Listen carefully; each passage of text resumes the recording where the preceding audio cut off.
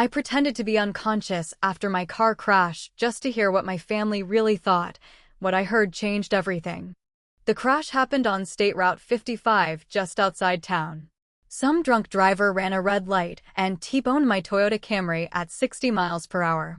I remember the sickening crunch of metal, the sound of glass exploding like fireworks, then nothing until I woke up in the hospital with machines beeping around me like an electronic symphony. I wasn't seriously hurt. Minor concussion, some bruising, a few stitches on my forehead. Nothing life-threatening according to the nurses. But when I heard familiar voices arguing in the hallway outside my room, something deep in my gut told me to keep my eyes closed and listen. How long until she wakes up? That was my dad's voice, strained and tired. Could be any time now, the doctor replied professionally. She's stable. Very lucky considering the severity of the impact. Head injuries are unpredictable, but her scans look good. Then I heard my mom's distinctive heels clicking against the linoleum as she entered the room. Dad followed along with my older brother Ethan. I could smell my mom's high-end fragrance mixed with the antiseptic hospital smell. Well, Mom said, her voice unusually cold and businesslike. At least now we know the truth. Know what? Ethan asked, confusion evident in his tone. Dad cleared his throat nervously. About the will. Your grandmother's will. My blood went cold. What will? Grandma Eleanor had died just last month. And while I knew there had been some family meetings about her estate, no one had mentioned anything about a will, specifically naming me. Your grandmother left everything to Abigail, Mom continued. And I could hear the bitterness creeping into her voice. The house, the investments, the life insurance, all of it. We found the papers in her safe deposit box yesterday when the lawyer finally let us in. I'd been wondering why they seemed so secretive and concerned about Grandma Eleanor's estate since her funeral. She'd always been closest to me. We'd spent every Saturday together for years baking cookies and talking about books. But I had no idea she'd left me anything significant. How much are we talking about? Ethan's voice was sharp, calculating. $800,000, Dad said quietly like he was afraid someone might overhear. Plus the Victorian house on Oakwood Avenue with all the antiques. The lawyer estimated the total value at over $1 million. The room went silent except for my heart monitor, which seemed to be beeping faster. I fought to keep my breathing steady and my face relaxed.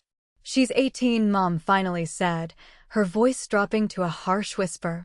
Legally, it's all hers the moment she turns conscious and signs the papers. No waiting period, no restrictions, unless she can't sign them, Ethan said slowly, and something in his tone made my stomach clench. Another pause. This one felt dangerous. What exactly are you suggesting? Dad asked, his voice barely audible. I'm saying accidents happen, Ethan replied. And I could practically hear the wheels turning in his head.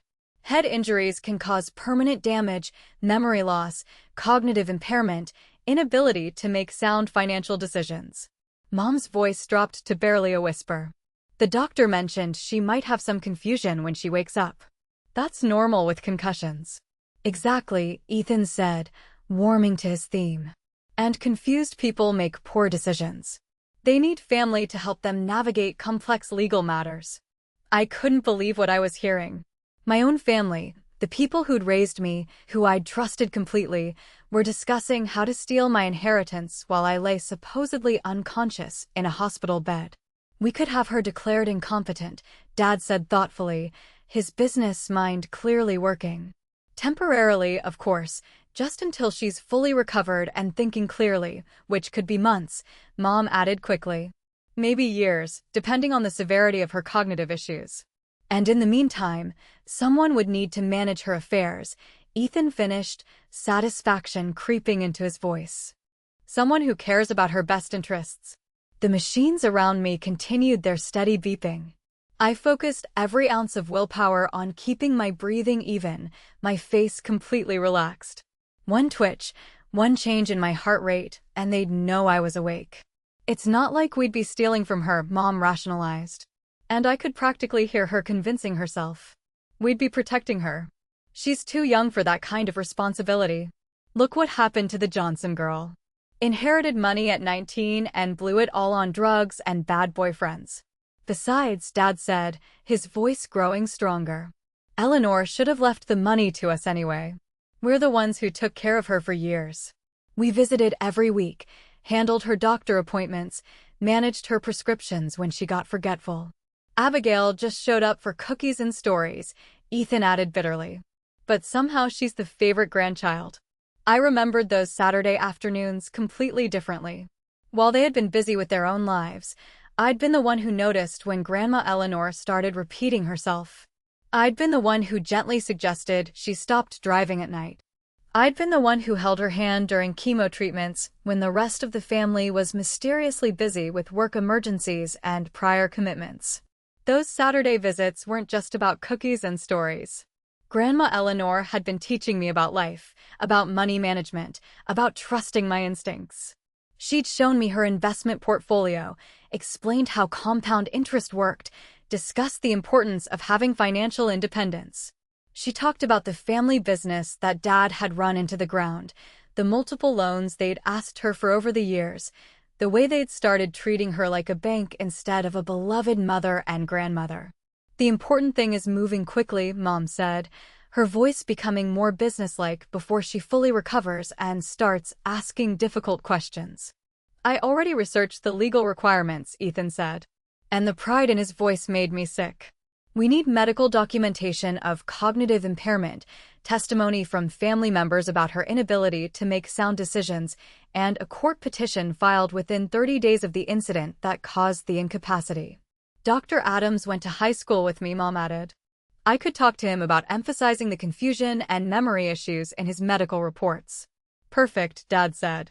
And I'll handle the financial side, set up a conservatorship account, get the legal paperwork started, maybe even look into investment opportunities that could benefit the whole family. They continued planning for another hour, their voices occasionally dropping so low I had to strain to hear.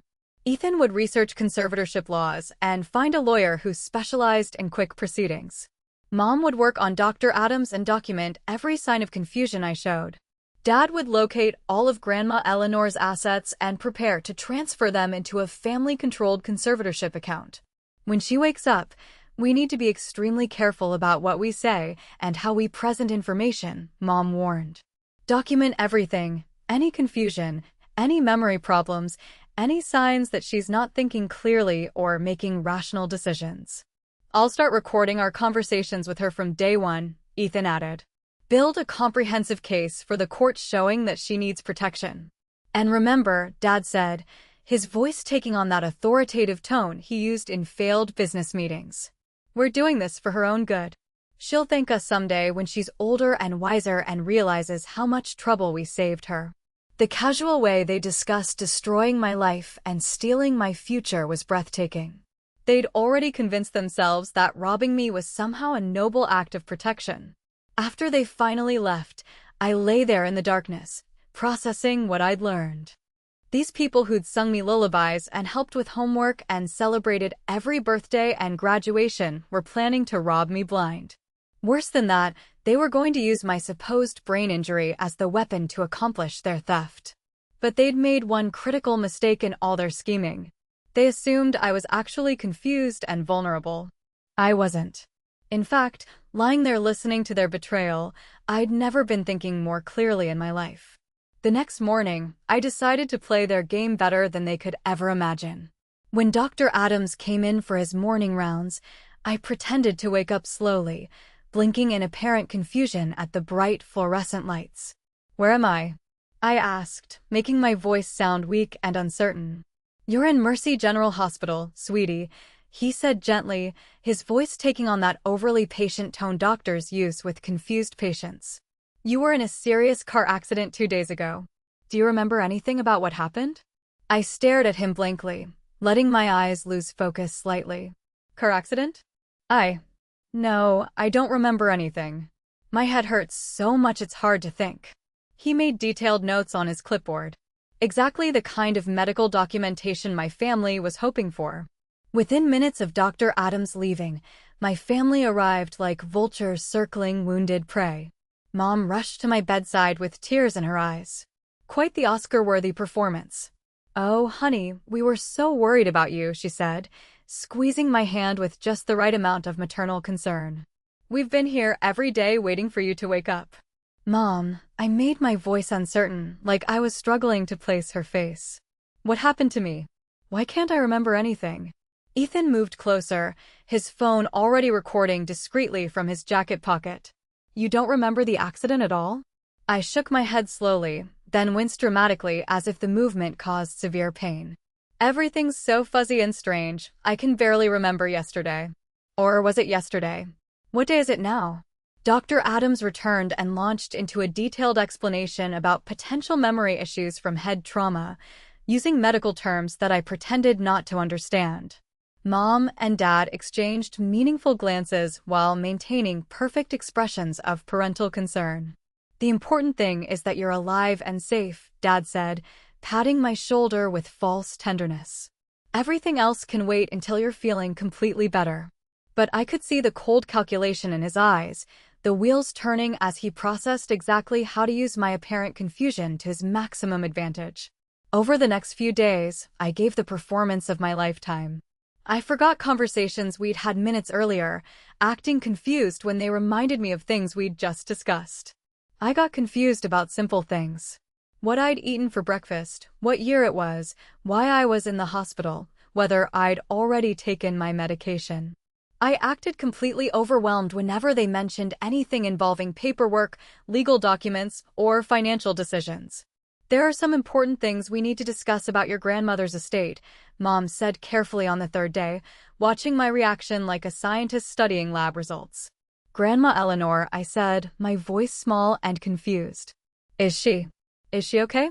"I feel like something bad happened, but I can't remember what." "She passed away last month, sweetheart," Dad said gently, his voice dripping with false sympathy. "You were at the funeral, remember? You gave a beautiful speech about all those Saturday afternoons you spent together." I shook my head, tears filling my eyes, real ones this time because thinking about Grandma Eleanor's death and funeral still caused genuine pain. "I don't remember any of that." "Why can't I remember such an important thing?" "It's perfectly normal," Ethan said, his voice soothing while his phone continued recording my emotional breakdown. "The doctors explained that memory problems are completely expected after head injuries. Don't worry about anything complicated right now, but there are some papers that need to be signed," Mom added delicately. "Important legal things related to Grandma Eleanor's estate. Nothing for you to worry about understanding. We can handle all the complicated financial and legal stuff." "It's too much," I said, pressing my hands to my temples in apparent distress. "I can't think straight about anything. Everything feels overwhelming and confusing." "Don't worry about any of it," Mom soothed, stroking my hair like I was a sick child. "We'll take care of everything until you're completely better. That's what family is for." Ethan filmed my entire emotional breakdown, building his legal evidence case with every tear and confused question. Mr. Miller, Grandma Eleanor's longtime attorney, came to see me on Thursday afternoon. He'd been handling her legal affairs for over 2 decades and needed my signature on various estate documents to finalize the inheritance transfer. I'd known him since I was a little girl.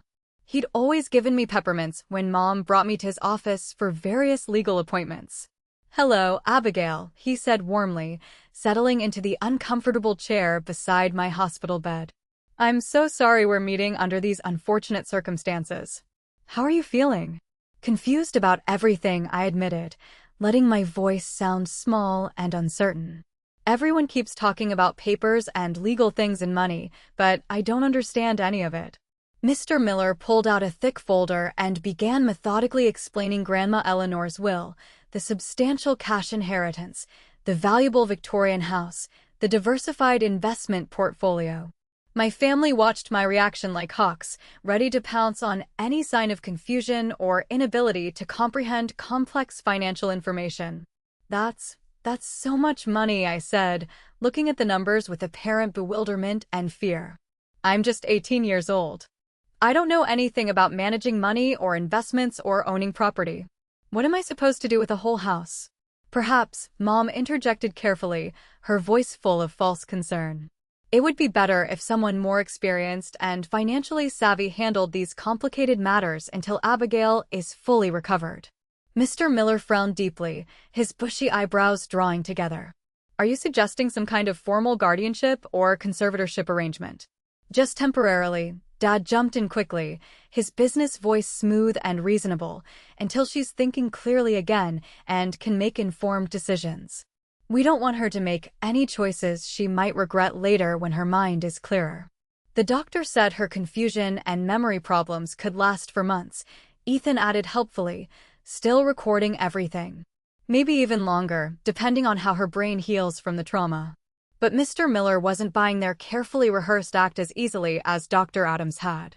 He'd known me since I was little, had watched me grow up into an intelligent and capable young woman, knew exactly how sharp and perceptive I'd always been. I'd like to speak with Abigail privately for a few minutes, he said firmly. My family protested immediately and loudly. What if I got confused or upset without them there for support? What if I had another memory episode? Shouldn't family members be present for important legal discussions involving someone with cognitive impairment? But Mr. Miller insisted with the quiet authority of someone who'd spent decades dealing with difficult families, and his tone broke no argument. After they reluctantly filed out of the room, shooting worried glances back at me, he pulled his chair closer to my bed. Your grandmother was a very wise and perceptive woman, he said quietly, studying my face intently with sharp eyes. My stomach dropped. Did he know I was faking? Had I made some mistake in my performance? What do you mean? He reached into his briefcase and pulled out a sealed envelope with my name written on it in Grandma Eleanor's distinctive, elegant handwriting. She specifically mentioned this exact possibility in our last meeting before she passed away. What possibility? I asked, dropping some of my confused act despite myself. That your family might try to interfere with your inheritance through legal manipulation, he said bluntly, watching my reaction carefully. She was growing increasingly concerned about their financial situation and their sudden interest in her estate planning. He handed me the envelope with steady hands. Inside was a letter that made my heart race and my hands shake. My dearest Abigail, if Mr. Miller is giving you this letter, it means your parents and brother have shown their true colors regarding your inheritance. I'm not surprised, though it breaks my heart into pieces. They've been dropping increasingly obvious hints for months about how young people can't handle money responsibly. How tragic it would be if someone made poor financial choices with a large inheritance. How important it is to have family guidance for major decisions. I've been testing them, dear one, asking their opinions about various scenarios, and they failed every single test. The money is yours because you're the only person in our entire family who never asked me for it. Never hinted that you deserved it. Never made me feel like a walking ATM machine. You visited me because you genuinely loved spending time with me, not because you wanted something from me. You're the only one who noticed when I started getting forgetful. The only one who made sure I was eating properly. The only one who held my hand during those awful chemotherapy sessions. Don't let them take what's rightfully yours through manipulation or legal trickery. Trust Mr. Miller completely. He has very specific instructions to protect your interests and ensure your inheritance reaches you safely. All my love and faith in you, Grandma Eleanor. Tears filled my eyes, real ones this time. As I finished reading her final message to me, Mr. Miller leaned forward, his voice gentle but deadly serious. She also set up an extremely sophisticated trust structure that makes conservatorship virtually impossible without clear documented evidence of permanent mental incapacity. And she recorded a detailed video testimony specifically documenting your mental sharpness, emotional maturity, and financial understanding. Your family can't touch this inheritance through legal manipulation, no matter what kind of case they try to build. But they think I'm brain damaged, I whispered, the full scope of their betrayal hitting me again. Are you? I met his eyes directly for the first time since the accident. Not even a little bit. He smiled, the first genuine warm smile I'd seen in days. I thought so. Your grandmother said you were the smartest and most perceptive person in the family with better instincts than people twice your age. What do you want to do about this situation? That night, alone in my hospital room with machines beeping softly around me, I made my decision. I'd continue the charade just long enough to hear everything they were planning in complete detail, then I'd make them pay for their betrayal in the most devastating way possible. The next day, Ethan arrived with legal documents he'd obviously printed from some sketchy online legal website. The papers looked official enough to fool someone who was actually confused, but I could see they were basic conservatorship forms that would give him complete control over my finances and legal decisions. "These will help protect you and your future," he said, pointing to signature lines with an expensive pen. "Just some simple paperwork that lets the family help manage complicated things while you recover your full mental capacity." I pretended to read the documents with great difficulty, moving my lips slightly and looking completely overwhelmed by the legal language and technical terms. "I trust you completely," I said finally, picking up the pen with a visibly shaking hand. Mom practically held her breath. Dad moved closer, ready to witness my signature. Ethan's eyes gleamed with premature victory. Then I set the pen down carefully on the bedside table. But maybe I should wait until my head feels clearer and I can understand everything better. What if I'm making a terrible mistake? Ethan's jaw tightened almost imperceptibly. The estate lawyer said time-sensitive matters shouldn't wait too long. There are strict deadlines and serious tax implications if we miss certain filing dates. "Which lawyer exactly?" I asked with innocent confusion. "The one we hired specifically to help you navigate all this complicated legal stuff," Dad said smoothly, his life flowing effortlessly. I'd never met this mysterious lawyer. Of course. They were trying to rush me into signing away my rights to some stranger they'd probably found in a phone book or online advertisement. "I'm so scared," I said, my voice breaking convincingly. "What if I sign something wrong? What if I make a choice that somehow hurts our family financially?" "That's exactly why you need us to help guide you through this," Mom said, taking my hand in both of hers. "We love you more than anything. We'll never let anything bad happen to you." The crushing irony was suffocating. They were literally planning to rob me blind while claiming to protect me from harm. That afternoon, while they thought I was napping peacefully, I heard them arguing in increasingly heated whispers outside my room. "She's not signing anything," Ethan hissed, frustration clear in his voice. "We need to push much harder or find a completely different approach. If we're too aggressive about it, that Miller lawyer will definitely get suspicious," Dad warned. "He's already asking too many probing questions about our motivations." "Then what's our alternative?" Mom asked anxiously. "Just sit around waiting indefinitely while she recovers and realizes exactly what she's inheriting?" "Maybe she won't recover," Ethan said, his tone turning dark and genuinely dangerous. "Head injuries are notoriously unpredictable. Sometimes people never get back to their baseline cognitive function." The way he said it made my skin crawl with terror.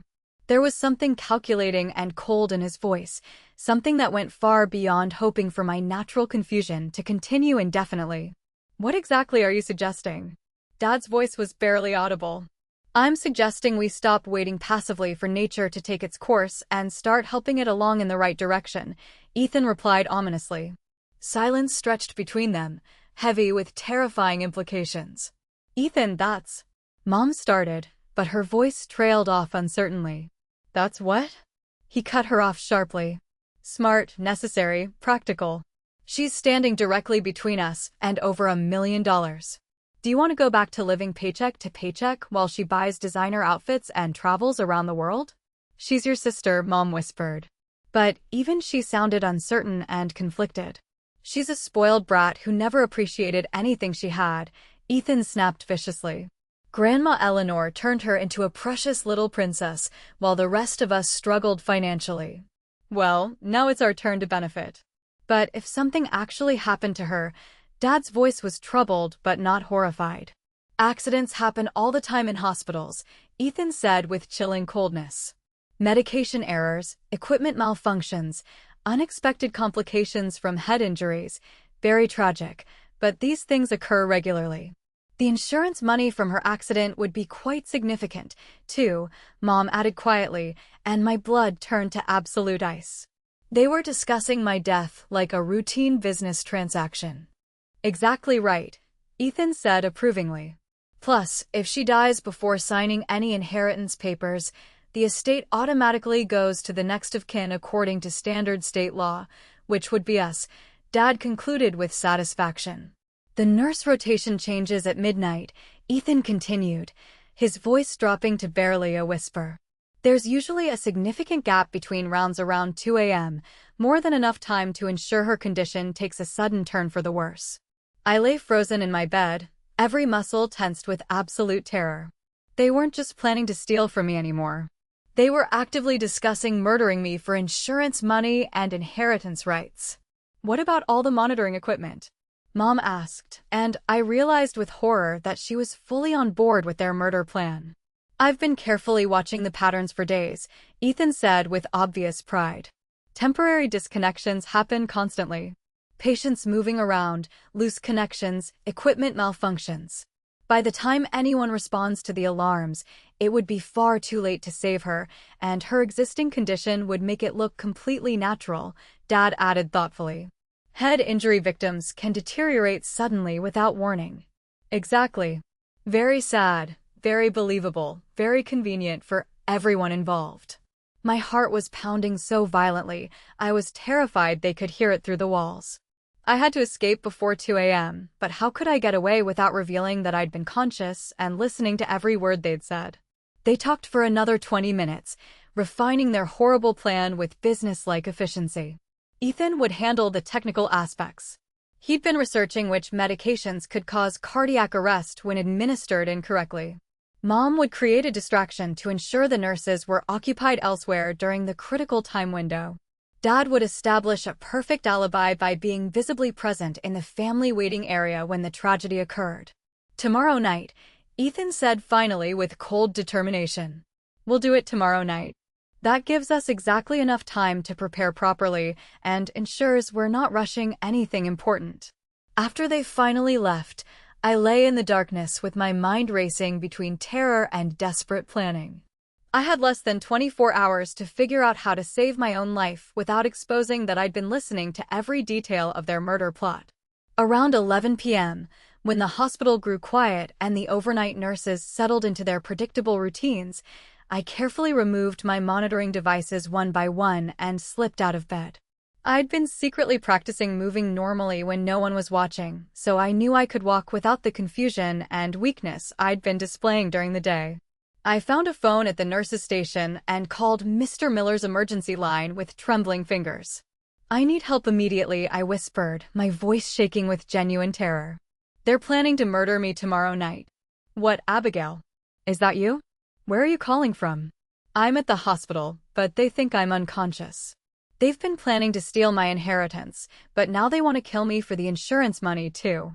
I'm calling the police right now, he said, his voice sharp with alarm. Can you get somewhere safe until they arrive? I think so, but Mr. Miller, I need you to know that I've been awake this whole time. I heard every single conversation they had. I've been pretending to be confused because I wanted to know exactly what they were really planning. Smart girl, he said with obvious pride. Your grandmother would be incredibly proud of your quick thinking. Stay exactly where you are while I conference in Detective Hayes. 20 minutes later, Mr. Miller arrived at the hospital with Detective Hayes and 2 uniformed officers. I met them in a small conference room and told them absolutely everything. Every conversation I'd overheard, every detail of their inheritance theft plan, every horrifying aspect of their murder plot.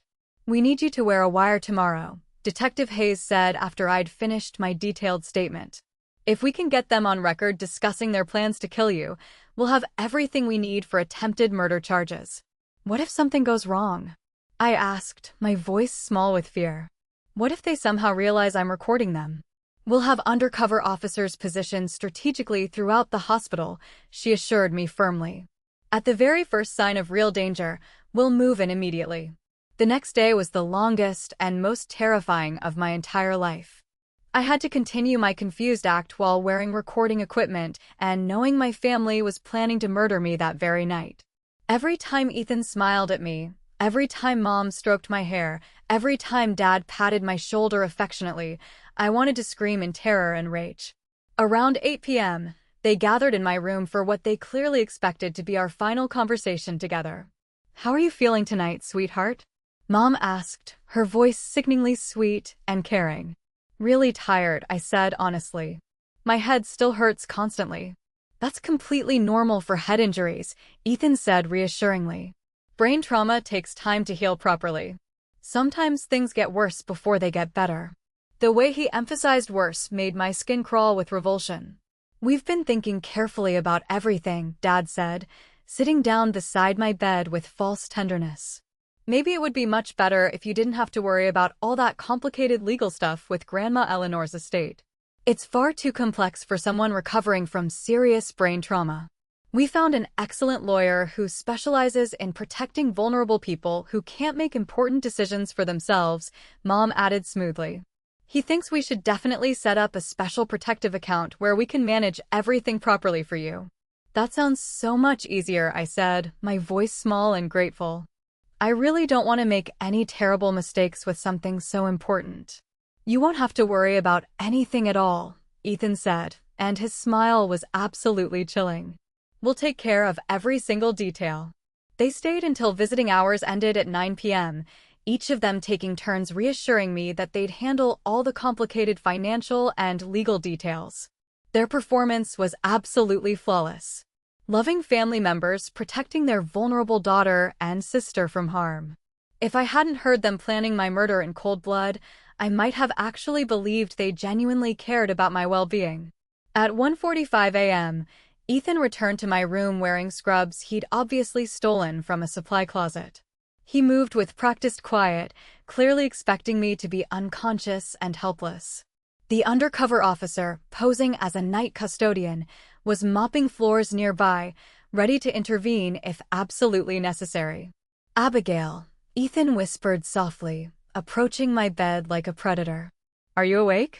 I kept my breathing steady and my eyes closed, fighting every instinct to run, screaming. He began systematically disconnecting my monitoring equipment, just exactly as he described in his detailed plan. Then he pulled a syringe from his pocket.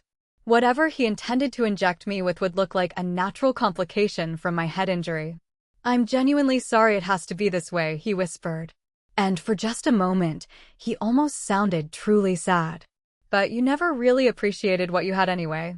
As he reached for my foreline with a deadly syringe, Detective Hayes and 3 officers burst through the door with weapons drawn. Police, step away from the patient immediately.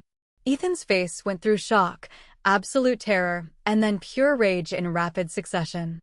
This isn't what it looks like, he said desperately, still holding the syringe that would have killed me. It looks exactly like attempted murder, Detective Hayes said coldly. Which is precisely what we expected since we have you on tape planning this for the last 2 days. They arrested him on the spot while he screamed about frame-ups and misunderstandings. Mom and Dad were picked up at home an hour later.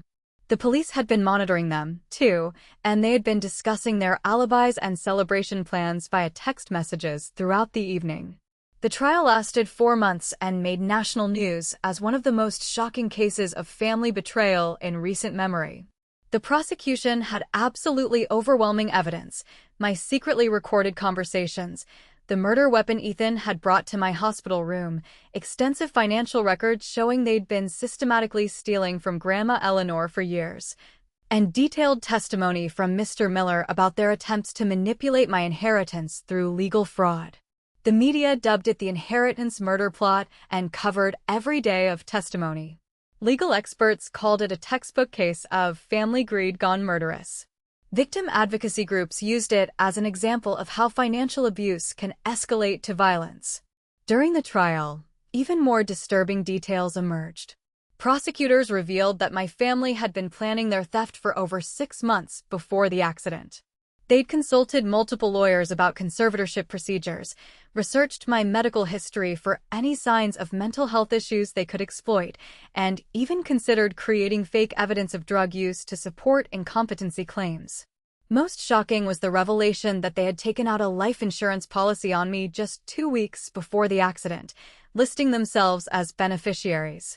The timing was so suspicious that investigators initially suspected they'd somehow caused the crash, though they ultimately couldn't prove it.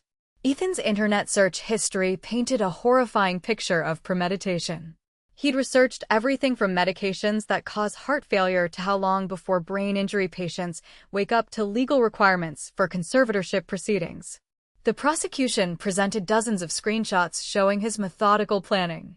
The defense tried to argue that it was all theoretical research and that they never intended to actually harm me. But the recorded conversations and Ethan's attempt to inject me with a lethal dose of potassium chloride destroyed any credibility they might have had. I testified from behind a protective screen, my voice steady and clear as I recounted every conversation I'd overheard and every detail of their plan to kill me for money. When the prosecutor asked why I'd pretended to be confused for so long, I looked directly at my family through the courtroom glass partition. Because I needed to know who they really were beneath the masks they wore, I said clearly, and they showed me exactly that. They revealed themselves to be thieves and would-be murderers who valued money more than my life. The defense attorney tried to discredit my testimony by arguing that someone with a head injury couldn't be a reliable witness. Mr. Miller countered by playing Grandma Eleanor's video testimony recorded just weeks before her death, in which she praised my intelligence and maturity while expressing concerns about my family's financial motives. "Abigail is the brightest young woman I've ever known," Grandma Eleanor said from beyond the grave. "If she says something happened, you can believe every word. She notices things other people miss and has better judgment than most adults." The jury deliberated for less than 3 hours. Ethan was convicted of attempted first-degree murder, conspiracy to commit murder, elder financial abuse, and fraud. He received 15 years to life. Mom and Dad were convicted of conspiracy to commit murder, elder abuse for systematically stealing from Grandma Eleanor, attempted fraud, and conspiracy to commit fraud. They each received 8 to 12 years in state prison. The judge called it one of the most disturbing and heartbreaking cases of family betrayal he'd encountered in 30 years on the bench. He specifically noted that the level of planning and premeditation made their crimes particularly heinous. The defendants attempted to murder their own daughter and sister for financial gain, Judge Davies said during sentencing. "This represents a level of moral bankruptcy that shocks the conscience of this court." The inheritance was released to me immediately after the trial concluded. I used a substantial portion to finish college completely debt-free and establish a nonprofit organization specifically helping family violence victims and financial abuse survivors. I invested the rest exactly as Grandma Eleanor had taught me during our precious weekend coffee dates. Diversified, conservative, focused on long-term growth rather than quick gains. The nonprofit, which I named the Eleanor Foundation for Family Safety, grew rapidly. Within 2 years, we were operating shelters in 3 states and providing legal assistance to hundreds of victims annually. My story became part of our awareness campaigns, showing how financial abuse can escalate to life-threatening violence. I spoke at conferences across the country, sharing my experience and teaching others to recognize the warning signs of family financial manipulation. Law enforcement agencies invited me to train officers on inheritance-related crimes. Medical professionals learned how to identify patients who might be vulnerable to family exploitation. The media attention was overwhelming at first. I did interviews with major news outlets, appeared on true crime podcasts, and even consulted on a documentary about family betrayal. Every story emphasized the same message: trust your instincts, protect your assets, and remember that blood relation doesn't guarantee loyalty. I kept the Victorian house on Oakwood Avenue and turned Grandma Eleanor's old sewing room into a comfortable office where I work as a full-time victim advocate. Every morning, I sit in the same rocking chair where she used to tell me stories about standing up for yourself, trusting your instincts, and never letting people take advantage of your kindness. She'd been absolutely right about everything, including my family's true nature, hidden beneath their loving facade. 3 years after the trial, Ethan was stabbed by another inmate during a prison riot and spent 2 months in the prison hospital fighting for his life. Mom wrote me a heartbreaking letter asking if I'd visit him, claiming he'd found religion behind bars and desperately wanted to apologize for his actions. I never responded to her letter. Some bridges, once burned, should stay destroyed. My Aunt Sarah, Mom's sister, who lived across the country, reached out after seeing news coverage of the trial. She shared stories I'd never heard about my family's financial problems, their jealousy of Grandma Eleanor's success, and their history of manipulating elderly relatives for money. Your grandmother called me the week before she died, Aunt Sarah told me during a long phone conversation. She was worried about your parents' behavior and wanted someone else in the family to know about her will. She said she was afraid they might try to contest it or pressure you into sharing. Why didn't you warn me? I asked. She made me promise not to interfere unless you contacted me first, Aunt Sarah explained. She wanted you to figure things out on your own, to see their true nature without outside influence. She said it would make you stronger. Even from the grave, Grandma Eleanor had been protecting me and teaching me valuable lessons. Aunt Sarah became my closest family connection, visiting regularly and sharing stories about our family history that my parents had never told me.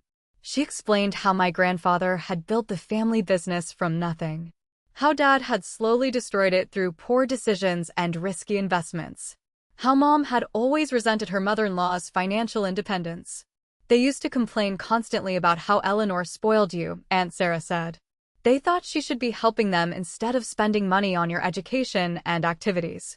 Last month, Dad was released on parole after serving his minimum sentence for good behavior. He showed up at my victim advocacy office, gray-haired and hollow-eyed, begging desperately for forgiveness and claiming he'd learned from his mistakes. You completely destroyed our entire family, he said, tears streaming down his weathered face. We made some terrible mistakes, but we never would have actually gone through with it. Ethan was just upset and talking crazy because he was scared about money. I looked at him calmly from behind my desk, surrounded by awards from victim advocacy organizations and photos from college graduation. You brought a syringe full of poison to my hospital room at 2 a.m. with the specific intention of murdering me. That wasn't crazy talk or empty threats. That was attempted murder, and only police intervention saved my life. But we're still family, he pleaded desperately. Blood is thicker than water. Your grandmother would want us to forgive each other and move forward together. Grandma Eleanor left me that inheritance specifically because she knew exactly what kind of people you were, I replied firmly. She saw your true nature and your greed long before I did. He tried to grab my hands across the desk, his desperation palpable. You can't live your whole life holding grudges against family. Bitterness and anger will destroy you from the inside.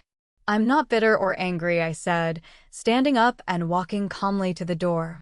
I am protected and educated about the reality of toxic relationships. There's a crucial difference. As building security escorted him from the premises, he turned back one final time. You'll regret this decision someday, he called out, his voice breaking with emotion. Family is everything in this world. When you're old and alone, you'll wish you had forgiven us. I closed the door firmly and locked it behind me. He was completely wrong about family being everything. Family isn't about blood relations or automatic obligations or forgiveness without genuine accountability. Real family is about mutual love and protection and putting each other's well-being above personal gain. I'd rather be completely alone than surrounded by people who'd murder me for insurance money. And I'm not alone anyway. I have chosen family now. People who love me for who I am as a person, not what I'm worth financially. People who celebrate my successes instead of plotting to steal them. People who would protect me from harm instead of causing it. My chosen family includes Mr. Miller, who became like a grandfather to me, Detective Hayes, who still checks in regularly, Aunt Sarah, who fills the mother role my biological mother never deserved, and dozens of other survivors I've met through my advocacy work. Every Sunday, I visit Grandma Eleanor's grave and tell her about my week in detail. I update her on the nonprofit's progress, share funny stories from my advocacy work, and thank her repeatedly for teaching me to trust my instincts and protect myself from predators, even when those predators share your DNA. Sometimes I wonder what would have happened if I hadn't pretended to be unconscious that first day. Would they have found another way to steal from me eventually? Would they have escalated to murder anyway when legal manipulation failed? I'll never know for sure, but I'm eternally grateful I learned the truth when I did. Because sometimes the people who are supposed to love you unconditionally can be the most dangerous enemies you'll ever face. And sometimes the only way to survive your own family is to expose them completely for who they really are underneath their masks of love and concern. The Eleanor Foundation continues growing every year, helping more families recognize and escape financial abuse before it escalates to violence. My story has become a cautionary tale, a training tool, and hopefully a source of hope for others facing similar betrayals. Grandma Eleanor's legacy lives on, not just in the money she left me, but in the wisdom she shared and the protection she provided even after her death. She taught me that real love means wanting someone to be safe and successful, not wanting to control or exploit them. That's the kind of family worth building, the kind of love worth trusting, and the kind of legacy worth passing.